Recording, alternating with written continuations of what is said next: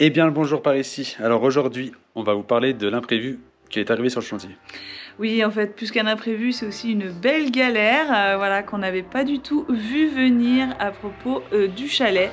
Bon, bah, on vous raconte ça. Nous, c'est Elisa et Max. Depuis 2013, on parcourt et photographie les beautés du monde et de notre chère France. Nous partageons nos découvertes, rencontres, bonnes adresses et conseils pour mieux t'aider à voyager. Été 2021, nous avons trouvé le chalet de nos rêves dans le Jura. Bienvenue au chalet Pinacea. Allez, on t'embarque dans cette nouvelle aventure de rénovation. Bon, pour vous resituer la situation, ça se dit vachement, je pense. Bon, en fait, quand on a acheté le chalet à l'été 2021, eh bien, on avait vraiment fait tout le tour, bien sûr, prévu de pratiquement tout refaire de A à Z pour le mettre à notre goût. Sauf le toit. Voilà, en cœur.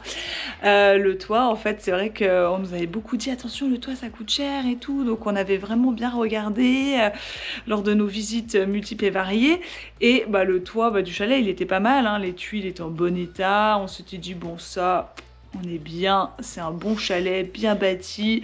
30 ans, le toit, c'est pas grave, il peut encore en faire.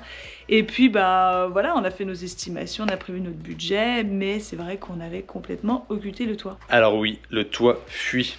Et comment on s'est rendu compte de cette histoire? Bon, bah en fait, avant, il y avait le lambris, la frisette partout. Le palais de la frisette. Le palais de la frisette.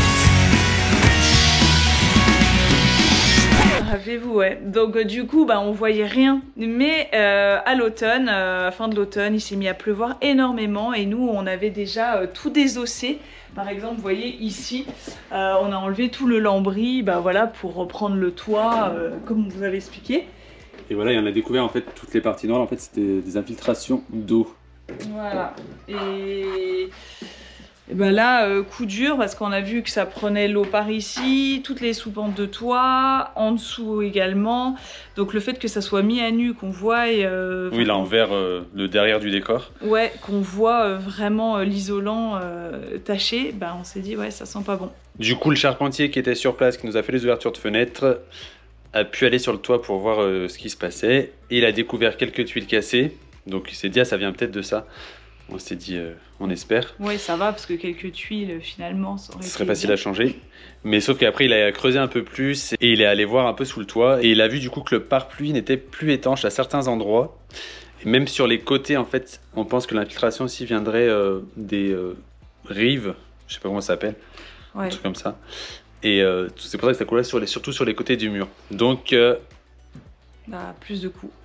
Plus de choses à changer, notamment... bah, donc, tout enlever les tuiles, tout enlever le pare-pluie, changer le pare-pluie, tout remettre bien les tuiles. Donc en gros, il faut refaire le toit mais sans changer les tuiles.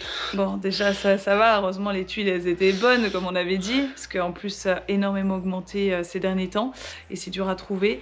Mais quand même ça fait des gros travaux, donc bon bah ouais. Ça forcément... C'était pas prévu du tout dans le budget de départ. C'est ça, donc là ça nous a mis quand même le coup dur ces derniers temps. Et il fallait se faire à l'idée. En plus, c'est pas quelque chose d'accessoire. Enfin, il faut le refaire en fait, parce que là, on a tout remis de manière saine. Si c'est pour que ça continue à prendre l'eau dans les années à venir, c'est pas du tout. Il n'y a pas trop le choix. Voilà, c'est pas accessoire. Bon, le coup dur, il est forcément financier, mais pas que. Il y a aussi le côté délai pour réaliser ces fameux travaux sur le toit. Parce que notre charpentier, il n'est pas disponible les prochains mois pour faire ça. Et du coup, on doit chercher quelqu'un d'autre. Ça aurait été trop simple. Donc, bah, le problème aussi avec les charpentiers, c'est que même si on est dans une région de bois, voilà, on se dit c'est un savoir-faire et tout, bah, en fait, il n'y en a pas beaucoup et ils sont débordés. Donc, bah, c'est magique. On essaye d'en trouver des sérieux, d'avoir un devis. Parfois, là, le dernier, on a attendu 3 mois pour avoir un devis. Donc, bon, bah, autant vous dire que ça stoppe quand même beaucoup de choses. Du coup, on commence même à chercher plus loin. Là, on en a un vers Lyon qui va venir pour évaluer les coûts. Ouais, c'est vrai que c'est assez hallucinant de se dire qu'on doit faire venir quelqu'un peut-être d'aussi loin. Ouais. Mais pas le choix si on veut... Mais ça, on peut pas attendre non plus voilà, si on veut un an avant de faire ça, quoi. Voilà. Et du coup, on peut pas poser les Velux tant que le toit n'est pas refait. Ouais, en fait, ça fait vraiment tout un enchaînement de coups durs là qui sont un peu chiants forcément. Et oui, qu'on n'avait pas prévu. Ouais. Du coup, ça va devoir rester ouvert comme ça. Même le plaquiste ne pourra pas finir parce que Il va attendre qu'il y ait les Velux pour pouvoir faire ses encadrements. Car oui, il faut que le charpentier reprenne d'abord l'étanchéité du toit, donc avec le pare-pluie, avant de pouvoir poser les Velux dessus, pour créer vraiment l'étanchéité avec. Et aussi autre chose qui nous a vraiment mis un gros coup au moral en fait, c'est que pour ceux qui ont suivi, rappelez-vous, à cet étage, il y avait une belle charpente, donc on voit encore un petit peu ici, hein. Et pour des raisons d'économie d'énergie, tout ça, on a décidé de réisoler par l'intérieur pour voilà, gagner en performance, faire quelque chose de plus cocoon, même si on aimait beaucoup ce toit, voilà. Et oui, qu'on avait prévu d'ailleurs de sabler à la base. Voilà, et ça nous faisait quand même une belle hauteur sous plafond, enfin c'était joli l'ensemble volume. Mais bon, voilà, vu que de réisoler par l'extérieur, du coup c'était d'enlever tout le toit, ce qu'on va faire bientôt. Voilà, mais qu'on ne savait pas à l'époque, et du coup on aurait pu réisoler par le toit, et finalement tous les frais qu'on a dépensés dans le placo et l'isolation intérieure, ça aurait pu servir à l'isolation extérieure.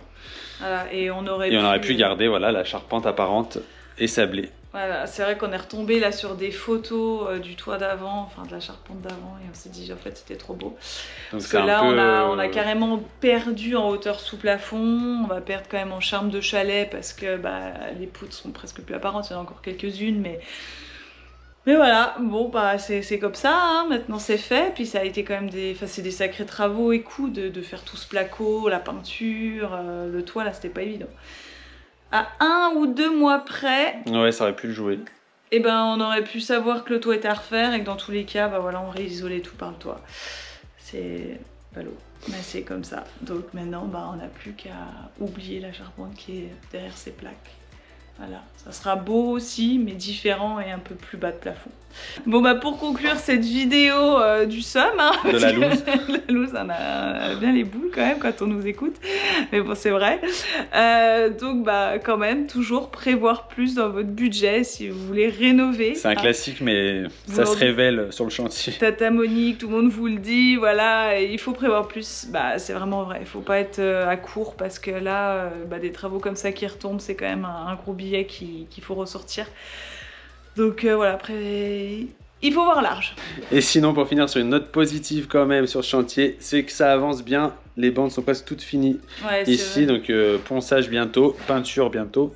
C'est vrai que là, ça prend vraiment forme. Là, moi, j'arrive à me projeter parce que là, oui, il y a les structures maintenant. Voilà, et oui, on vous prépare une petite vidéo pour vous montrer tout cet avancé prochainement. Voilà, n'oubliez pas de vous abonner si ce n'est pas déjà fait. Et puis si vous voulez suivre un peu plus en direct et voir un peu plus de détails et tout ça, là ça se passe sur Instagram avec le compte du chalet, c'est Chalet Pinacea, voilà. Allez. Bon, on vous dit à bientôt pour la prochaine vidéo. Ciao. Ciao. Et merci de ne pas nous dire que la charpente d'avant était plus belle que le plafond placo.